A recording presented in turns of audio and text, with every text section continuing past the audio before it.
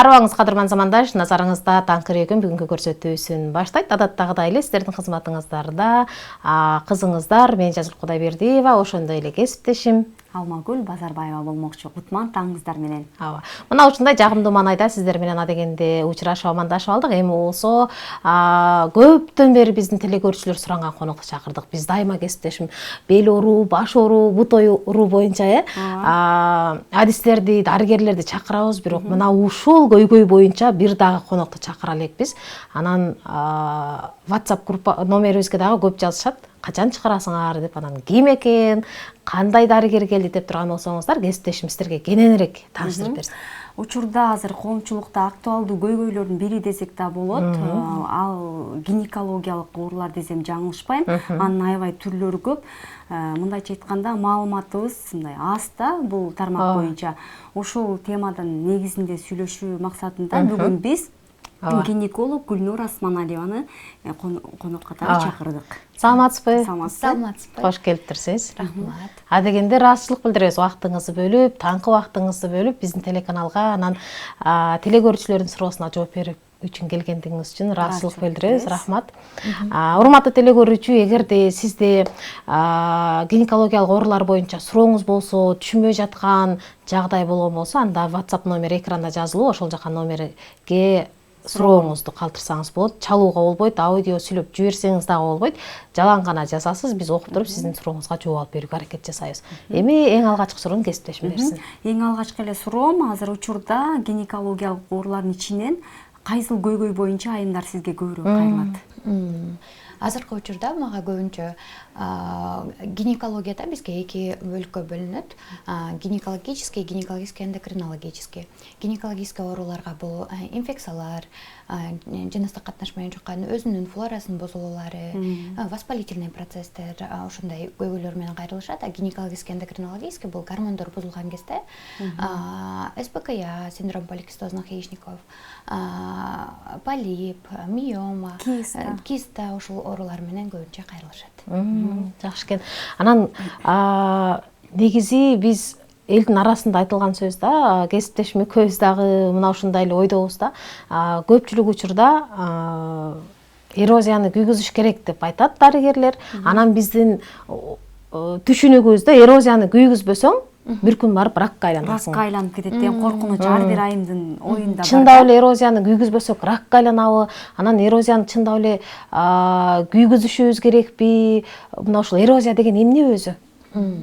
Эрозия деген бул негизи жара деген сөз кыргызча которгондо да. Когда колуңарды же бир жериңерди кесип алганда да, ал жарага айланат, анан бир жуманын ичинде даже тийишпесең деле айыгып калат да. Негизи истинная эрозия деген бизде болот. Гинекологический шейка жатын моюнчасынын истинная эрозиясы, анда биз деген когда инструмент менен кармаганда жара болуп да, ошону эрозия деп коет. Ал учурда тийбесең деле ал өзү айыгып калат. Элдер билген эрозия бул эктопия.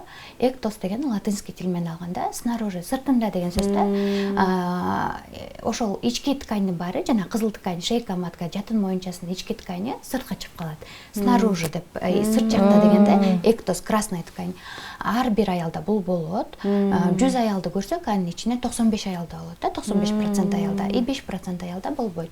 Бул болгону наоборот жакшы деп ойлойм да, анткени деген бул эч кандай коркунучтуу рак болот деген нерсе эмес. Анткени деген бул нормалдуу клеткалар, ичиндеги шейка матканын ичин каптап турган клеткалар, алар цилиндрдик клеткалар деп айтылат. Цилиндрический клетки, теги гистологиядан ошол клетканы алып көргөндө просто обычный эле цилиндрический клетки. Ал эч убакта ракка айланбайт, өзүбүздүн ткань да.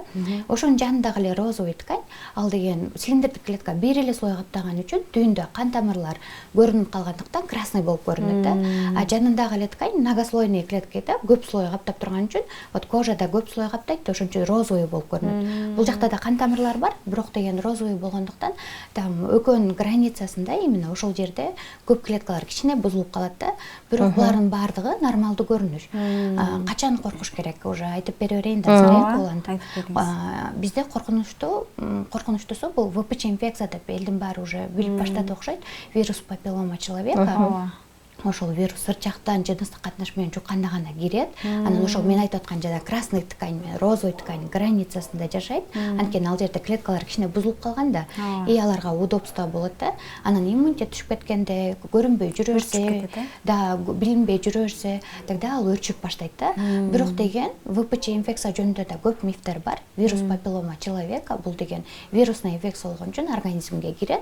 Жаш кыздарда көбүнчө 1 жылдын ичинде өзү кайра чыгып кетет. 90% учурда организмден чыгып кетет да. Кандай учурда чыгып кетет ал? Иммунитет күчтүү болгон учурда? Иммунитет күчтүү болгондо, анан көбүнчө жаш кыздарда, ар бир экинчи кызда бар да. Анткени деген азыр бул бизде гана көйгөй эмес, дүйнө жүзүндөгү чоң проблема да, ВПЧ. Дүйнө жүзүндө уже вакцина алган, уже вакцина эмдешет, эмделинет да. Аялдар ар бир 3 жыл сайын башка өнүккөн мамлекеттерде ал жакта 3 жылда эмдеп турат. Бизде да эмдөө бар. Ал ВПЧны 11 жаштан баштап уже эмдөө алса, анда рак оорусуна чалдыкпайт. Эрозияны күйгүзүү деген бул туура эмес да. Эрозия бул эктопия бул норма. Нормага тийбеш керек. Мынакей урматтуу телекөрүүчү, эгерде сиз дагы кайсыл бир гинеколог дарыгерине барсаңыз, эрозияңды күйгүзүш керек десе, күйгүзбөсөң ракка айланасың же бул кооптуу ден соолугуңа десе, коркпошубуз керек экен. Бул нормалдуу көрүнүш экен. Болгону баягы иммунитет күчтүү болуш керек экен, инфекцияга кабылбашыбыз керек экен. Ошол эле жолдор бар экен да. Өрчүтүп жибербеш үчүн да. Бизде болсо суроо бар экен. Суроону окуп берейин.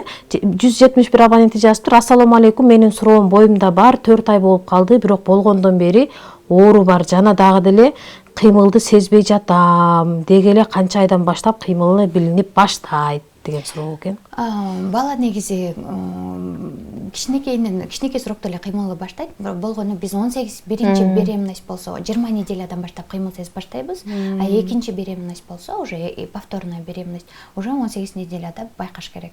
Эгер кыймыл сезүүсү азыр экинчи баласы болсо, сөзсүз түрдө УЗИге барып контролдоп коюу зарыл.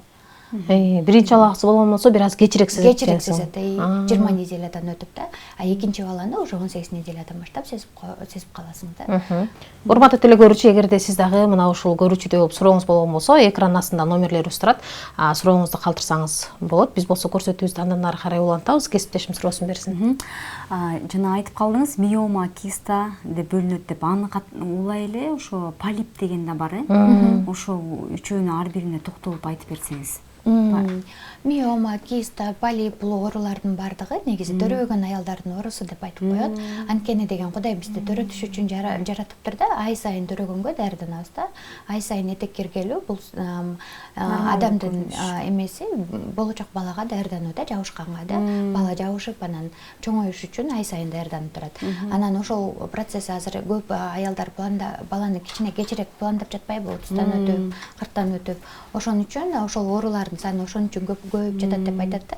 Эстрогендердин бузулушунан да, көбүрөөк эстроген болуп калгандыктан, салмактуулуктун бузулушу, туура эмес тамактануу бизде аябай актуалдуу проблема. Туура эмес тамактануудан ожирениеге алып келет да, салмак кошууга. Салмак кошууда көп ошол миома, киста, полип ооруларынын саны көбөйөт. Андан тышкары дагы полиптин эң негизги эмеси бул деген жанагы бала түшүп калгандан кийин көп болот да бизде абортчу. Анан контрольный УЗИге барбай калышат. Ал жакта ткань өзүп калат дагы, ошол полип деген ткань ошол до конца түшпөй калган эме да, плацента да, плацента тону до конца түшпөй ошол жакка өзүп калат. Ошондо көбүнчө полип пайда болот. Бул полиптен да ракка айланып кетиши мүмкүнбү? Мүмкүндүгү бар, бирок 0,001%. Коркпой эле коюш керек, анткени климакс учурунда сөзсүз түрдө көрүп, эгер полип болсо сөзсүз алдырыш керек да. Климакс учурунда бүт оорулардын саны, ракка айлануусунун проценти чоңоюп баштайт. Миома, кистаны деле алдырбай жүрө берсе коркунучтуу да. Же анын какой-то размери чоңойгонго чейин жүрө бергенге мүмкүнбү? Миома же пайда болгондо эле алып салыш керек бе? Жок. Миоманын размерине жараша, жайгашканына жараша. Матканын 3 слою бар. Ички слоюна жайгашып калса миома, анда ал деген кровотетип, кыйнап, аялдын гемоглобини түшүп да, керектүү витаминдердин баары жоголот да кан менен. Ошондо адамдын качество жизни бузулуп бараткан үчүн гана алат. Ал эч жакта эми сразу ракка эч убакта айланбайт да. Ал ракка айлануучу оору эмес. Бул жана эркек элдерде айтып коет го, ургачы анан эркек деп бөлүнөт деп, же элдин тили менен айтканда бул эркектик деп айтылат да. Бирок деген бул эч кандай ракка айланыш үчүн айттым го, бул климакс учурунда ошолордун проценти көбөйүп баштайт. Анан размери бат чоңоюп баштаса, анда карап туруш керек да. Миома бар болсо же киста бар болсо 6 ай сайын УЗИге түшүп туруш керек. Чоңоюп атабы, чоңойбой жатабы, ошого жараша. Анан кистанын да түрү аябай көп. Булар аябай чоң тема да, ар бирич. Кистанын дагы там эндометриоидный киста болсо кичине коркунучтуураак, анткени деген бул энелик запас клеткаларын өлтүрүп баштайт да. И ошон үчүн ал учурда жакшы специалист гинеколог, эндокринологко көрүнүп дарыланат. Миома киста болгон учурда баягы айым биз кантип билебиз, белибиз ооруйбу, же айыз келбей калабы, белгилери кандай болот деген да. Симптомдору да, белгилери миома аябай чоңоюп кеткенде гана белгилери болот. Эгер матканын ичинде чоңоюп кетсе, тагы жакын жанында жайгашкан органдарын басып баштайт да. Алдыңкы жагы табарсыкты басат, арканкы жагы кишечникти басат. Анан ошого жараша симптомдор башталат. Табарсык жактан бат-бат эмеге барып да, дааратканага барып бат-бат. Боюнда болууга дагы ошо киста кээде жана жатынга туура эмес жайгашып калганда тоскоолдук жаратып алып койгон учурлар болот, Кистанын коркунучтуусу бул деген ордунан айланып калуу деп коет да, перикурут деп биздин диагноз. Ошол убакта срочно операция жасаш керек да. Боюнда бар кезде да киста менен жүргөндөрү бар, төрөгөндөрү бар. А кээ бир учурда ордунан айланып калганда биз боюнда бар кезинде эле операция кылууга туура келет. Анан мисалы йога эмелер айтып калат да, фитнес тренерлер же болбосо йога тренерлер кистаны, миоманы, полипти машыгуу менен кетирсе болот, операция жасабай деле дейт. Бул чынбы? Бул чоң миф. Негизи медицинада да негизи эле любое образование тийбеш керек да, лишний развоз, физикалдык эмелерди лууч көп тийгизбеш керек деп айтылат. Бирок миомада көбүнчө тоже чоң мифтер бар. Мисалы баняга барган болбойт да, ысыкка кармаган болбойт, там лучевой терапияларды алса болбойт деген. Бирок негизи ошол бизге миомага караганда, ошол именно тиешелүү биз гинекологиялык жакка караганда, ал булардын баары миф. Бара берсе болот, баняга бара берсе болот, көлгө да барып эс алса болот. Булардын баары чоң. Бирок чындап эле, эгерде миомасы бар болсо, сиз айткандай баняга, ысыкка, парга кирсе болбойт, анан фитобочкага жатса болбойт деп эле бизди коркута беришет го. Бул ошол жөн гана миф экен да. Көпчүлүк учурда ошентип коркуп, баягы фитобочкага төрөгөндөн кийин баягы жел кабыз деп коет го, ошондо барып фитобочкадан арыктайбыз дегендер бар да. Эрозиясы барларга дагы болбойт, кистасы барларга болбойт дейт. Чектөө коюп коюп, ошондон көпчүлүк айымдар бара албай калган учурлар болот. Андыктан айымдар кулагыңыздарга күмүш сырга бара берсеңиздер болот экен. Бизде болсо аягы 300 абоненти суроо калтырыптыр. Саламатсызбы? Гидросальпингден айыгууга болобу дейт. Гидросальпинг соорусу бул турбаларга суу толуп калуу. Бул учурда тилекке каршы бир эле метод бар, бул хирургический метод, алып салыш керек болуп калат. Турбаны бул деген ошо убагында инфекцияларды дарылабай убагында каралбагандыктан ошол инфекция осложнение болуп, турбалар воспалятся деп, анан бул ошо последний стадияда уже эме алганга туура келет. Бирок экинчи турбасы бар, төрөй берсе болот. Ал бир учурда эки турба тең бул абалга кептелбейт экен да, Кептелип да калышы мүмкүн. Ошон үчүн убагында гинекологко да симптомдор жок болсо дагы бир жылда бир жолу өтүп туруу зарыл да. Кээ бир инфекциялар бессимптомдуу өтөт, симптом белгилери болбойт, и ушундай көп осложненияларга алып келиши мүмкүн. Көпчүлүк учурда оорунун очогу, орну баягы күчөтүп салган бул жалаң эле инфекциялардан болот экен демек. Көбүнчө да жыныстык катнаш менен жуккан инфекциялар булар коркунучтуу, алар төртөө эле. Коркпой эле коюңуздар, гинекологияда негизи оңой эле. Инфекция жыныстык катнаш менен жуккан инфекциялар төртөө. Биздин өзүбүздүн флорада өз микробдор бар, алар да бузулуп калат. Ал учурда коркунучтуу эмес. Дарылабасаң да өзү өтүп кетет. Жыныстык катнаш менен жуккан инфекциялар булар хламидий, трихомонада, микоплазма гениталиум, гонорея бул төртөө чыкса, бул коркунучтуу ошол труба ооруларына, осложненияларына, бесплодияга алып келиши мүмкүн да, балалуу боло албай коркуп калуу коркунучуна. Кандай ыкмалар менен дарылайсыздар? Дарылоо аябай оңой, жеңил. Там он препарат жазган кереги жок. Например, хламиди чыкса, хламидиге каршы антибиотик да, трихомонада чыкса, трихомонадага каршы бир эле антибиотик, бир свеча чай ошол менен дарыланат. Сиздин жоопторуңузду уккандан кийин мындай кадимгидей жеңилдөө пайда болду да. Ооба. Чынында гинекологко барсаң, мисалы, кайсы бир оору менен барсаң, сиз айткандай узун кагаз жазып берет, кайсы бирин алырыңды билбейсиң, анан же болбосо көбүнчө эле гинекологко баргандан кийин коркуп келебиз да. Баягы кыйналып, монтип денебиз чыйралып, деп эле коркуп келебиз, көрсө көп нерсе миф экен. Бул жакта дагы бир суроо бар экен. Саламатсыздарбы, цистит боюнча айтып бересизби? Мен дарылансам эле кайра цистит боло берем дейт. Ошол жөнүндө да көп. Цистит дагы бул деген негизи цистит бул воспаление мочевого пузыря деп коет да, жанагы мочевой пузырь кыргызча так азыр табарсактын воспалениясы да. Анткени биздики көп ойлойт да, циститти гинекологдор лечение кылыш керек деп. Негизи бул урологический диагноз. Урологдордон консультация алып, грамотный консультация алып, анан өзүнө жараша ар бир специалист өзүнүн эмесин лечение кылыш керек да. Бөйрөк менен байланыштуу. Бөйрөк менен байланыштуу. Эгерде циститти убагында лечение кылбаса, бөйрөккө өтүшү мүмкүн да. Анан бөйрөк воспаление болот да, пиелонефрит деп коет. Анан ошон үчүн менин оюм кесиптештерибиз ар бир өзүнүн жумушун кылыш керек да, уролог врачтарга кайрылуу керек. Демек, бирок чындыгында эле сиз айткандай эле цистит болгон айымдардын дээрлик ушул жерде азыр көрүүчүлөрдүн баары 100% гинекологко барып эле дарыланат, урологко барып мен цистит болуп атам деген аялды, айымды көрө элекмин да. Анткени мындай да, анткени деген уролог бул эркек врач деп ошондой ассоциация кылган деймдер да. Ой пайда болуп калган да бизде. Да, анткени биздики вот айтып кетейин, биз жак менен дагы байланышы бар. Анткени деген биздики именно ошол женский жак менен базара кылуучу жактын аралыгы жакын да. Көбүнчө биз жак менен связано болот да. Эгерде бизде жана мен айтып аткан жыныстык катнаш инфекциялар болсо, ал да жанына кирип кетет да. Анализ тапшырганда негизи билинип калат. Урматтуу телекөрүүчү, эгер сиз дагы цистит болуп кыйналып атсаңыз, анан гинеколог дарыгерине барып кайра дарыланып эле, анан күчтүү дарыларды, уколдорду сайдырып атасыз, инелерди алып атасыз, бирок кайра эле бир убакыт өткөндөн кийин кайра кайталанып аткан болсо, демек сиз урологко барып текшерилип, ошол жактан анализдерди тапшырып дарылансаңыз туура жолго барган болот экенсиз да. Эми кийинки суроону кесиптешим берсиңиз. Кийинки суроом ошол негизи эле аял заты, жаш кыздар деп коеюнчу, канча жашынан баштап гинекологко кайрылып көзөмөлүнөн өтүп туруш керек? Чүн көпчүлүгү баягы билбей жүрө берген учурлар болот да. Менин оюмча, биринчи жолу этеккер келгенде баштап сөзсүз түрдө гинеколог, детский гинекологко барып бир жолу осмотр өтүп коюш керек, профилактический осмотр. Эми ал кезде көп оорулар болбойт, көп коркпой эле коюш керек да, бирок ошол гормоналдык бузулууларды алдын алса болот да. Кээ бир оорулар бар, коркунучтуу да. Карасаң, кыз кишиде сыртынан ана кийин билинет, ал генинде эркек кишиде ошондой очень редкость да, бирок ошондой оорулар болуп калышы мүмкүн. Ал кийин кеч билип калган үчүн дарылоо кеч болуп калат да, ошон үчүн эртерээк барып коюу зарыл. 184 абоненти жазыптыр, эми выделение көп келет, эмне кылсам болот дейт.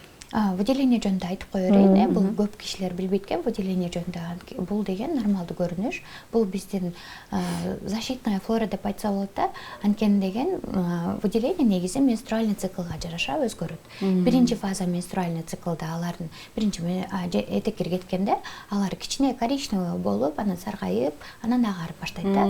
Анан жок болуп баштайт, кургактык болуп, анан уже овуляцияга жакын эстроген саны аябай көбөйгөндүктөн алардын саны аябай көбөйөт. Анткени деген бизге деген Кудай бизди ошентип жаратып коюптур, атайын бизди защищать этиш үчүн го, именно сперма кирип аткан кезде эркектик уруктук овуляция бизде бир айда бир эле жолу болот да. Ошого даярданып атайын выделениеда обильный болот, чтобы жана куйругу жок, же болбосо бузулуп калган спермаларды кармап калыш үчүн да, атайын обильный болуп келет. Бул нормалдуу көрүнүш. Келбей калгандан да коркуш керек, Выделение ошо көбүнчө сиздер жана айтып кеткен темада да, эрозия күйгүзүп салганда көбүнчө выделение азыраак келип калат да. Наоборот, бизге көп келгени, көп инфекциялардан защита кылат. Анда ал жакта да чоң тема да, ал жөнүндө дагы өзүнчө айтып берем.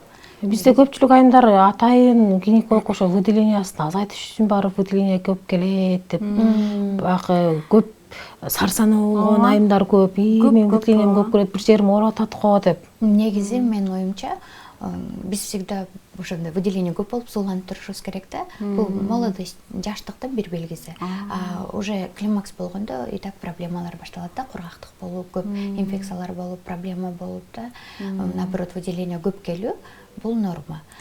Главное жит болбош керек, кечирип коебуз, жит болбош керек, анан прозрачный болуш керек. Цвет бөлүк болбош керек. Белый цвет норма да, и менструация бүткөндөн кийин кичине жылтыватый цвет норма и прозрачный цвет норма. Калгандары болбош керек. Менструалдык цикл деп калдыңыз. Азыр көпчүлүк айымдардын этек кири 2 айда бир, же болбосо 3 айда бир, же болбосо ай сайын 10 күн, 15 күнгө чейин келген учурлар болот. Мунун себеби эмнеде? Бул гормоналдык бузулуулар. Бул учурда сөзсүз түрдө гинекологко кайрылыш керек. Анткени деген көп ооруларды алдын алып калсак болот. Мен эмнеге гинекологияга баргамда, анткени деген бул жакта бардык оорулардын баарын дарыласа болот, коркунучтуу эч нерсе жок. Болгону баары билип алыш керек и профилактика алдын алуу керек. Гормондордун бузулушунан демек этеккирдин келиши бузулат экен, Анан кайсы учурда ошо сиз азыр айтып өттүңүз, ракка кандай учурда чалдыгабыз, кайсы учурда биз барып дарыланышыбыз керек, сизге дагы ушул маселе менен көбүрөөк келишеби? Мага ообам рак оорусунан көбү коркутуп койгон үчүн көп келишет да.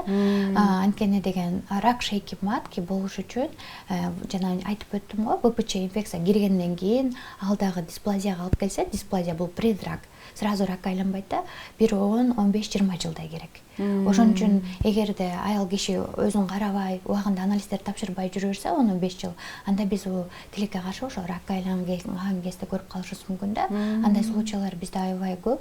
Айрыкча айыл жергесинде көп гинекологдор жок болгон үчүн да, возможность жок болгон үчүн көп аял кишилер көрүнө албай калат, билбей жүрүп анализдер эмне тапшырыш керек экенин билбейт да. Ошол жөнүндө кыскача маалымат айтып кетейин. Негизи бул актуалдуу, анан чоң тема. Элибиз билбейт да, бул эмне экенинчи. Рак шейки матки бул деген ал ооруну биз 100% алдын алсак болот. Биздин гинекологдордун эң главный задачасы ошол да. Бизге келгенде ар бир аялга айтмакмын, ар бир аял 30га чейин 3 жылда бир, 30дан кийин 5 жылда бир 2 анализ тапшыруу зарыл да. Булар жидкостная цитология деп коет, пап тест. Бул деген ушу клеткаларды көрүп турушубуз керек да. Анткени көргөндө осмотр кылып зеркаланы ачып караганда ал жакта бардыгы сонун болуп көрүнө берет. Анан гистологически көрүп келгенде там уже чыгат да, изменение болсочу. Биз осмотр кылганда рак болгондо гана көрө алабыз, а ракка чейинки изменение норма көрүнө берет да. Карайсың, там норма да. Ошон үчүн ар бир аял симптомдору жок болсо дагы 3 жылда бир тапшырыш керек. Бул ВПЧ анализ и жидкостная цитология. Бул эки анализди 3 жылда бир тапшырып турсаңыз, баары таза болсо, анда коркуунун кереги жок, анда рак болбойт. Эгерде да ВПЧ чыгып калып, там уже измененный клетка болупчу, СИН1, СИН2, СИН3 3 стадиясы бар да. Эгер СИН1, СИН2 болсо, СИН3 болсо, ракка айлана элек керек болсо, боло элек болсо, ракка айлана элек кезде да, тогда 100% лечение кылса болот. Там контролдоп, гинекологко барып туруу, ошон үчүн аябай зарыл да. И ракты алдын алса болот. Андан тышкары мен айтып кеткен эмдөө да, вакцинаны ар бири азыр бизде элде вакцина жөнүндө туура эмес эмелер бар да, түшүнүктөр да. А наоборот, ВПЧдан лечение жок. Мен айтып аткан ракты вызывает эткен шейки матки да, бул ВПЧ инфекциясы да. ВПЧ инфекция жок болсо, анда рак болбойт да. Демек, ВПЧны сиз балаңыз же кызыңыз 9 жаштан 11 жашка чейин уже чыккан болсо, тогда сөзсүз түрдө барып эмдөө алып коюш керек да. Анткени башка жыныстык катташтарда болот да, мисалы, эгерде рак жатын моюнчасынын рагы болсо, аны 100% лечение кылса болот да, ракка жеткирбейчи. Эгерде жыныстык катнаш башка түрлөрү менен болуп калса да, анда башка жактарга кирип кала турган болсо, тогда ал жакты дарылай албай калабыз. Ошон үчүн ар бир эне баласын 9 жаштан өткөндөн кийин кыз бала айырмасы жок. Кийинчерээк алганга болбойт эгер анализдер таза чыккан болсо. Бул да миф, алыш керек сөзсүз түрдө. Баарыбыз алып коюшубуз керек. Дагы анализдер таза эмес чыкса дагы, алардын түрү аябай көп. ВПЧ инфекциянын түрү 200дөн ашык түрү бар. Бирок алардын эң коркунучтуусу 14-15 тип да. Алардын ичинен 16-18 тип аябай коркунучтуу. Ошон үчүн бизде Кыргызстанда 16-18 типтен 11 жашка чыкканда кыздарга гана вакцина берилет да. Эркектерге берилбейт. Ал эркектерде дагы рак оорусун алып келиши мүмкүн. Муну бир гана ошол частный клиникаларда жүргүзүлөбү же мамлекеттик баягы мамлекеттик клиникалардан барып дагы мен өзүбүздүн каалыбыз менен барып эле алсак болот экен. Мага азыр айтышты, бизге бул салбайбыз деп айтты, 11 жаштагы кичинекей кыздарга эле бар деп ошентип айтышыптыр да. Негизи бул да чоң проблема. Негизи ар бир аялды салдырыш керек да. Мамлекеттик эмеде вакцинанын да эмдөөнүн түрлөрү бар да. Там 16-18тен защищать этет да, атайын да. И там башка типтеринен бар, 3 түрү бар да. Ошолордун ичинен бизде 16-18тен защищать эткен атайын вакцина бар, Gardasil деп читери деп коет, и Cervarix. Ошолорду ГОСТон берилет да негизи. Бирок ал 11 жаштагы кыздарга гана берилет экен да, 11 жаштан өткөндөн кийин. Негизи ушул да чоң проблема, негизи киргизиш керек менин оюмча. Балким эгер өз каалоосу болсо, частный клиникалардан барып алганга болот экен да. Болот, ооба, сөз болот. Анан бул жакта суроо бар экен эми спайка боюнча сураптыр да. Бул боюнча айтып бересизби? 687 абонент жазыптыр эме дейт.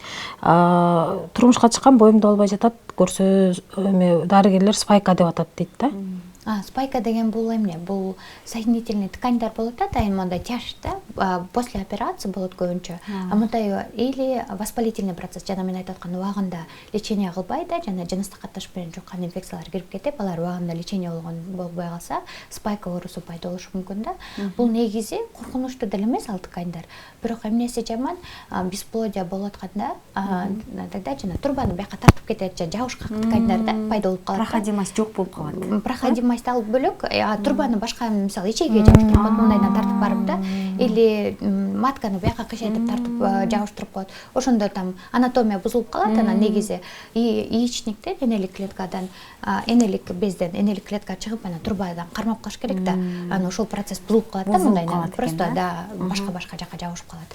Спайканын лечениясы бар, аны деген лабораториялык метод менен лапароскопическая операция деп коет. 3 жерди тешип кирип эле, камера менен кирет, анан кесип коет, и ошол лечение. Мен ошону укканда, ошо именно боюнда болбой атканда лапароскопический эме менен алып коет атпайсызбы, кесип коет деп. 6 айдын ичинде баягы кайра жабылып калышы мүмкүн же кайра ошол оору кайталанышы мүмкүн. Ошол учурда боюнда болгонго мүмкүн болушунча аракет кылыш керек депчи. Бул да туура болушу мүмкүн, анткени операция уже риск да. Операция деген сөз уже спайкага алып келет, башка спайкаларга алып келиши мүмкүн да. Бул ошо круговорот. Бирок азыр бизде аябай чоң миф бар. Толтура дарыларды салышат да, свечаларды салышат да, там лонгидаза, не лонгидаза деп. Алардын баардыгы иштебейт, булардын баары миф. Бир да спайканы лечение кылбайт. Аны только хирургическим методом кесип алыш керек. Аны дагы диагноз койгондо дагы только лапароскоп менен гана көрүп диагноз кое аласың. УЗИден жакшы көрүнбөйт. Операцияга жеткирбей кандай метод менен дарылайбыз дедиңиз? Операцияга жеткирбей дарылануу бул туура эмес. Туура эмес. Толтура свечаларды колдонушуп атпайбы азыр көп лонгидаза да, который эмес соединительный тканьдарды эритип сала турган атайын ферменттерди салып да, свечаларды салып, алардын баардыгы миф. Бирөө да доказано эмес, кооптуу да. Спайканы жалаң гана хирургиялык жол менен операция жасаш керек. Хирургиялык жол менен гана алына алат, башка жол жок. Башка жолдун баардыгы булар миф. Анан жана матканы ылдый түшүп кетиши, анан жылып кетиши деген нерселер да барго?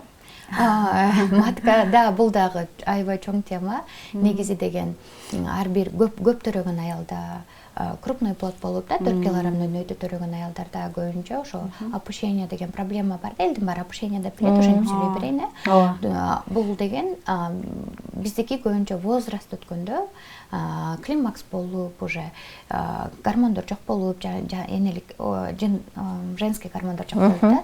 И ошол кезде көбүнчө карыган кезде болот да, процесс матканын түшүүсүчү. То, что азыркы айтып аткан опущение, бул передний и задний стенка влагалища ошону түшүшү да. Бул алдыңкы стенкасында мочевой пузырь бар. Ошол мочевой пузырь тартып кеткен үчүн жанагы чүчүккүргөндө, жөтөлгөндө жана зара чыгып калат го. И ошол биринчи признактары да. Опушение задней стенки бул запор болуп да, как будто что-то бир нерсе тургандай ичинде да. Ошондой сезимдер бул арканкы стенкасынын түшүүсүнүн белгилери да. И алардын баардык лечениясы бар. Биринчи, экинчи степенинде там упражнение кегеле деп коет. Ошону жасаса жардам берет негизи. Эң эффективдүү метод да. Азыр деген аябай көп программалар бар, таза-выдно менен иштегенде ал жактарга барса болот. А үчүнчү, төртүнчү степенде уже кегеле дагы бир дата эме упражнение жардам бере албай калат. Бир да. Ошон үчүн көрүш керек да. Бир гана гинекологдун жардамы менен аныктап билип алса болот экен да, э? Кээ бирлер ушу таза-выдно менен иштей берет да, билбей элечи, кайсыл степень опушения бар экен билбей элечи. Анан жардам бербейт да, жөн эле акчасын кетире берет. Лучше келип гинекологуңузга кайрылып, да, ар бир гинеколог өзүнүн гинекологуна көрүнүп, канчанчы степень опушения экенин билип, анан ошого жараша биринчи, экинчи болсо анда жардам берет.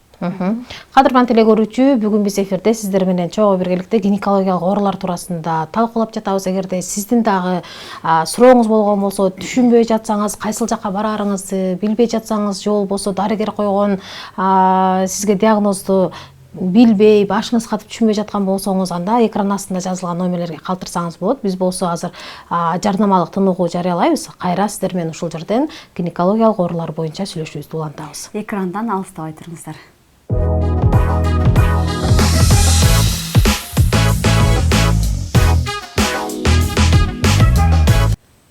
Биз болсо көрсөтүүбүздү андан ары карай улантабыз. Бүгүн биз студияда гинекологиялык оорулар боюнча сүйлөшүп жатабыз. Атайын бул жаатта жооп берүү үчүн биз дагы адисти, дарыгерди чакырганбыз. Сиздин дагы сурооңуз болгон болсо, экран астында жазылган номерлерге калтырсаңыз болот. Кесиптешим эң алгач эле ушул телекөрүүчүлөрдөн келген суроолорду берип жетишип калалы. 604 абоненти жазыптыр. Саламатсызбы? Маткада жидкость көп дегенди кандай түшүнсө болот? Ал опасныйбы, коркунучтуубу дейт. Бул матканын ичинде жидкость эмес, бул деген матка органы мындай болсо, анын артында УЗИден көргөндө жидкость болуп калат да. Биз аны один из признаков воспаления деп көрөбүз да. Но кээде овуляция болгондо дагы, овуляция болгондо кадимкидей воспалительный процессте жарып чыгат да. Ошол кезде тоже жидкость болуп калат. Причинасын билиш керек. Анализдерди тапшырып. 005 абоненти жазыптыр. Саламатсыздарбы? Суроом бар эле. Менин эрозиям бар. Спираль салдырганмын. Эми эрозиямды күйгүздүрөйүн деп жатам. Ошол нерсе коркунучтуу эмеспи? Спираль жылып кетпейби дейт. Эрозияны күйгүзбөш керек. Жана эле айтып өттүк. Эрозия бул эктопия, бул нормалдуу көрүнүш. Биздин өзүбүздүн нормалдуу ткандары. Ар бир экинчи аялда болот. Экинчи аял эмес, 95% аялда болот ар бир. И аны күйгүзгөндүн ордунда мен кеңешим 3 жылда бир анализ тапшырып туруш керек. Раковый клетки барбы, жокпу? Рак, ал эрозия эч жакта өзү ракка айланбайт эктопия. Ал үчүн сөзсүз түрдө сырт жактан, жана мен айтып кеткендей, ВПЧ инфекциясы кириш керек да. ВПЧ сизде барбы, жокпу? Көрүп коюш керек сөзсүз түрдө. И жидкостная цитология анализин тапшырып коюш керек. Ал жактан цитоклеткалары нормалуу, эч кандай өзгөрүү болгон жокпу? Эгер өзгөрүү жок болсо, анда эч нерсе кылууну. Азыр бул көрүүчү айтып атат эме, спираль салдырайын деп атам деп. Анан бизге көпчүлүк дарыгерлер айтат да, спираль салдырыш үчүн эрозияңды күйгүзүп дарылаш керек. Эрозиясы барларга спираль салдырганга болбойт деп. Бул миф. Чоң миф. Анда экинчи башка гинекологко кайрылсаңыз болот. Азыр далилденген медицина менен көп гинекологдор бар. Эгерде сизге бир нерсе жакпай жатса, мен оюмда деги эле ден соолук менен экинчи мненияны алганга сөз. Мынакей урматтуу телекөрүүчүлөр, баардык айымдар ушинтип ойлойбуз. Биздин кулагыбызга куюп койгон дарыгерлер сактаныш үчүн спираль салдырганда сөзсүз түрдө эрозияны дарылаш керек. Дарылабасаң бул нерсени жасай албайсың. Эрозияны дарылагандан соң гана спираль салганга мындай даяр болот деп айтышат да. Анан коркуп же күйгүзбөй же спираль салбай анан айымдар баягы үй баланы пландай албай же болбосо плансыз боюнда болуп калып анан боюнан түшүрүп аборт жасатып эле кыйналып жүрө берет экенбиз да. Анын баары ушул мифтерге келип такалып калат экен. Анан дагы негизи биз азыр бүгүн кесиптешим экөөбүз эрозия жөнүндө мифти билдик, спираль салдыруу боюнча мифти билдик. Дагы кандай мифтер бар өзү гинекологияда? биз билбеген. Загиб матки деген бар. Бул дагы көп. Бул диагноз сен боюңда бүтпөйт деп көп коркутуп койгон. Матканын кыйшайып калуусу деп түшүнсөк болот. Ошо кыйшайып калуусу деп көбүнчө түшүнөт. Негизи бул нормалдуу көрүнүш. Кээ бирлердин, например, там көзү чоң, көзү кичинекей дегенде или мурду чоң, мурду кичинекей дегенде эле матканын дагы там кээ бир учурда артты карап калат, кээ бирде мындайынан туруп калат, кээде мындайынан да там ар кандай положенияда болуп калат. Бойдо болууга тоскоолдук жаратпайт. Эч кандай жаратпайт. Бул диагноз эмес, өзүңүздү коркутпай эле коюңуз. Этек кири кечигип келет экен 2 айда 3 айда бир. Бул эмне себептен дейт? Сөзсүз түрдө көрүнүш керек, эмнеси экенин билиш керек. Анализдерди тапшырат гормондорго да, и сразу эле билинип калат эмне экенин. Там өз анализдер менен билсе болот. Себеби билинип калат, да? Гормон анализдерин тапшыруу зарыл. Анан азыр күндөн күнгө климакс жашарып атат. Мурда 50 жаштан жогору 40 жаштан өткөндөн кийин болсо, азыр 30 жаштан өткөндөн кийин эле климакс болуп калган учурлар болуп атат да. Анан ошону алдын алабыз, климаксты узагыраак мөөнөтүн узак кылабыз деп эле ар кандай витаминдерди кабыл алып ушундай атышат да. Ушуга бир маалымат берип койсоңуз, кандай витаминдерди кабыл алганда ошо Чындап эле витаминдерди ичсек климакс кечеңдейби? Булар дагы миф. Негизи деген, давайте климакс жөнүндө кичине маалымат айтып берейин. Бул эмне да?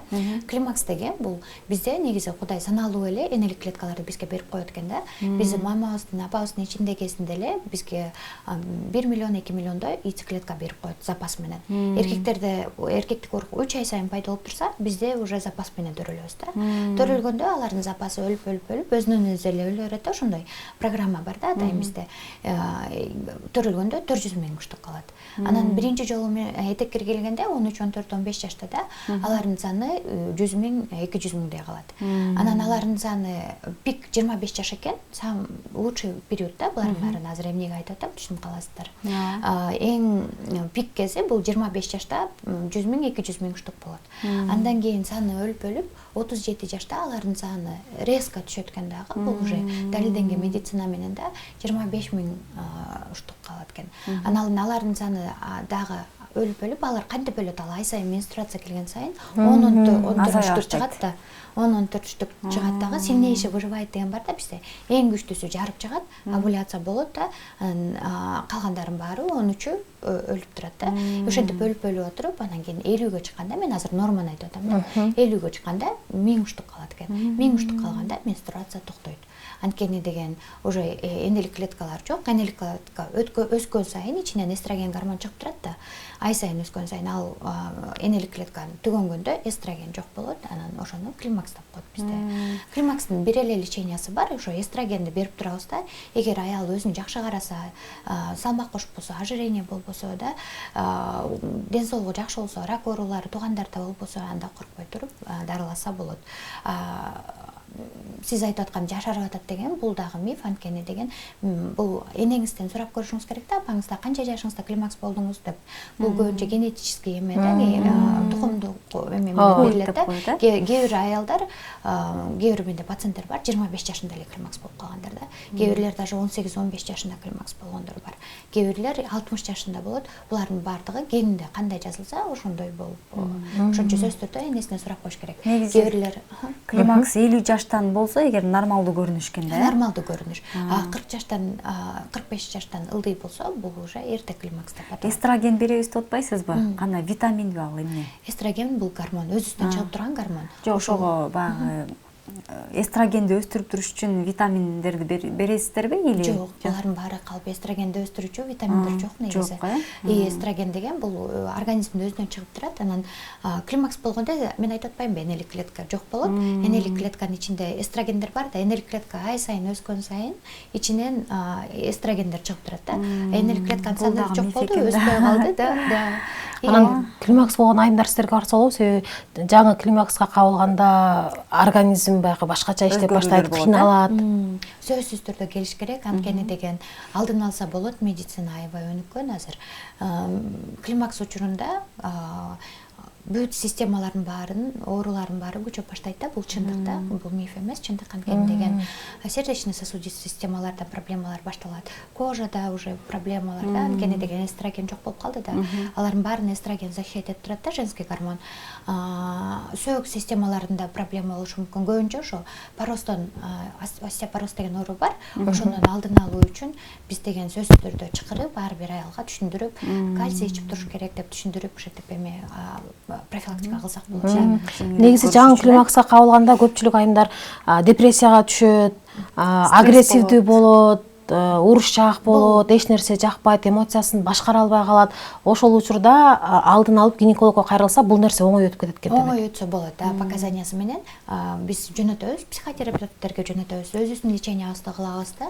И бардыгын психологиялык жактан даярдайсыз. Даярдаш керек. Ар бир аял азыр лечение бар да, дарылоо бар, келиш керек ар бир аял. 40 жаштан өткөндөн кийин эле сөзсүз түрдө ошол тема жөнүндө гинеколог менен сүйлөшүп коюш керек да. Жакшы экен. Азыр эми баланы пландоо боюнча дагы айтып кетсеңиз, эркек же кыз болуум деп, төрөш үчүн баягы пландаттырып, эсептеп, календарга салып эсептеттиргендер бар. Календарга салып эсептеттирип төрөсөң, уул төрөй албай атсаң, уул төрөсөң болот, кыз төрөй албай атсаң, кыздуу болосуң дейт го. Бул өз чынбы? Дал келе. Мен дайым айтам, бул миф деп, миф, ишенбеңиздер, бул менин оюмча жөн эле акча жасоо деп ойлойм да. Азыр бир эле метод бар, ал эко жолу менен да, ал учурда аябай тяжелый порогдор болот го, мисалы, эркек жактан тукум кылып же болбосо кыз жактан тукум кылып, ошол кезде гана жасалат. Ал строго по показаниям жасаш керек анткени деген ал инвазивный метод деп коет да, инвазивный деген сөз, ийне менен бала пайдалуу эле эмеге тешип кирип көрөт да. Анан ошондо, эгер эркек болсо, эркек тукумдук жактан проблема болсо, аны салбай коет же ушундай да. Ал учурда эко деген эми көбү түшүнөт да, бул деген өзү балалуу албай калган кезде гана строго по показаниям жасалат. Ошондо гана билип анан же кызды же уулду салып берсе болот. Овуляция учурунда дегендер баары миф экенден да. Энелик сперма бат кыймылдайт, эркектеги эме жай кыймылдайт да, баары миф. Мынакей урматтуу телекөрүүчүлөр, көрсө гинекологияда толтура мифтер бар экен. Анын баарына биз ишенип алып жүрөт экенбиз да. Көрсөм бул нерсени жасабаш керек экен, бул оору кооптуу экен деп жүргөн экенбиз. Мына бүгүн кесиптешим экөөбүз дагы көп маалыматка ээ болдук, жеңилдеп калдык. Эми сизге ыраазычылык билдиребиз, эркин микрофон берели, бизге бөлүнгөн убакыт соңуна чыгып баратат. Анан телекөрүүчүлөр бул жакта сиздин адресиңизди, телефон номериңизди, кайсыл жакта деп сурагандар абдан көп болуп жатат да. Көрсөтүүнүн аягында эле ушул сиз өзүңүз айтып койсоңуз, кайсыл жактан издеп табыш керек, Instagram социалдык тармактарынан эмне деп жазыш керек? Мен азыр клиника, Нова клиникасында иштейм. Адреси Абдумомунова 244, Московская 137, 2 филиалында иштейм.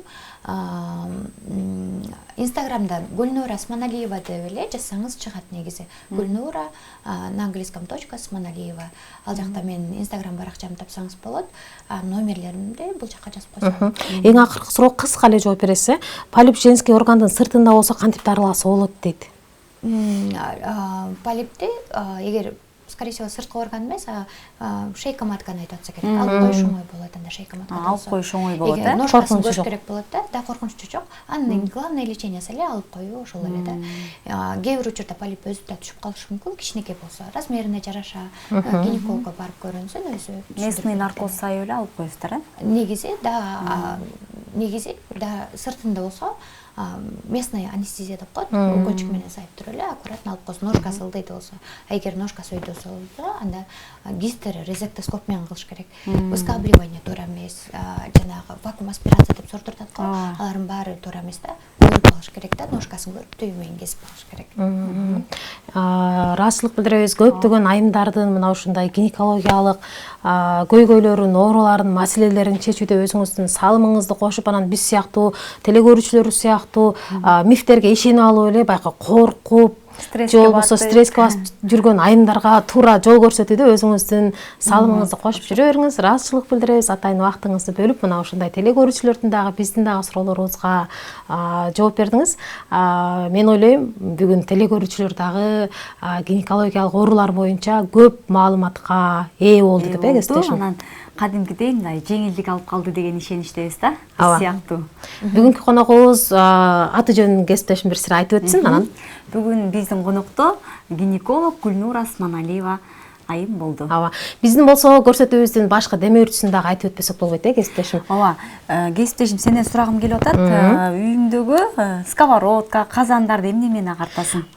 Негизи ар бир айымдын чоң көйгөйү, Ооба. үйдөгү казанды тазалай албай эле, анан антижырлардын түрүн алып колдонуп көрөбүз. Кээ биринде катуу жыты бар болот, анан кыйналып чыгабыз го. Бул болсо Доктор Клин деген компаниянын антижыры. Катуу жыты дагы жок, анан эң башкысы япон техникасы менен жасалган, анан дагы Сапаттуу. Кыргызстанда өндүрүлгөн. Ата мекендик өндүрүш. Бизде айтат го, казанды деген катуу ысытып туруп анан чачып жууйсуң дейт го, ысытпайсың. Жөн эле чачып туруп, анан бир аздан кийин жууп койсоң, чындыгында эле таптаза кылып сиздин казаныңыздагы каралардын баарын кетирет. Урматтуу телекөрүүчү, эгерде сиз дагы идиш аяк жууганга, же болбосо мына ушундай казан аягыңызды тазарта турган каражаттарды издеп жүргөн болсоңуз, анда ата мекендик өндүрүш Доктор Клиндин мына ушундай 100дөн ашык продукция чыгарат экен. 100дөн ашык продукциясын алып колдонсоңуздар болот. Биз болсо сунуштайбыз. Ооба, мынакей антижир деп аталат экен. Мен өзүм дагы үйдө колдоном муну. Мен да колдонуп көрдүм, абдан сонун каражат экен. Баарыңыздарга сунуштайбыз. Биз болсо ушуну менен көрсөтүүбүздү соңуна чыгарабыз. Биз менен чогуу болгон ар бир көрүүчүгө ыраазычылык билдиребиз. Анан көрүүчүлөрдө гинекология оорулары жок болсун. Саламатта калыңыздар.